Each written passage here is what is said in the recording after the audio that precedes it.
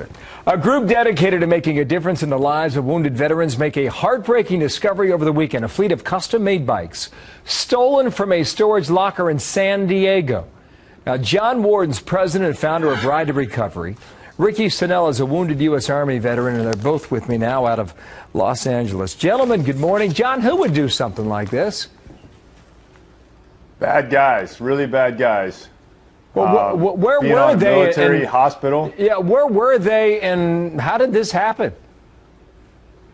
The bikes were stored in a storage room at Balboa Naval Medical Center down in San Diego, and someone broke off the lock and took 18 bikes. At what cost? How much were they?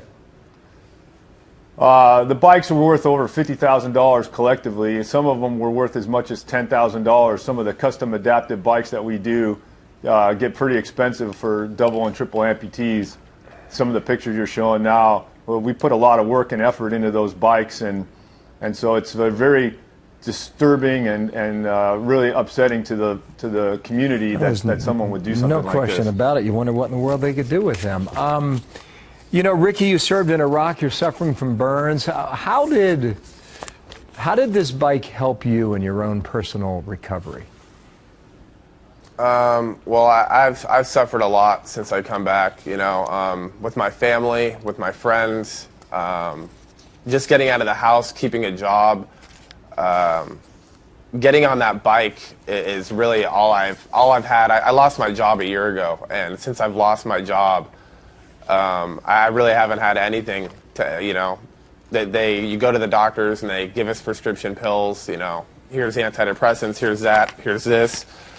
And the only real sense of relief that I get is when I'm out on that bike. And when I'm, you know, I'm not thinking of anything. I'm not thinking of the future. I'm not thinking of the past. All I'm thinking about is the road that's down below me and what I got ahead of me and finishing what I started. Yeah, and I imagine that is really something to look forward to. John, what do we do to find these bikes? How do we help? Well, the bikes are pretty custom because they have the Ride to Recovery logo on them, and they'll say Stealth, so they're not like a name brand like a Raleigh or a Cervelo or something like that. So, you know, we've put out the word to bike shops in the San Diego area to be on the lookout for them.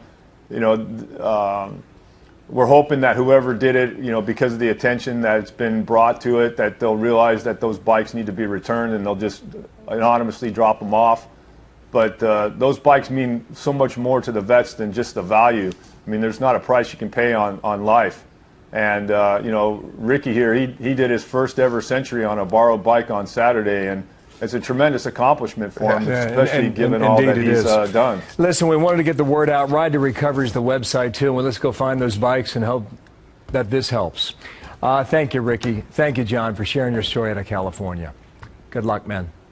Thank you guys. And we're hoping that the people that are watching this program, if they want to make a donation or something, we're going to try to purchase replacement bikes as soon as possible because we need to get that program back and running. We'll do what we can. Thank you, fellas. We got to run.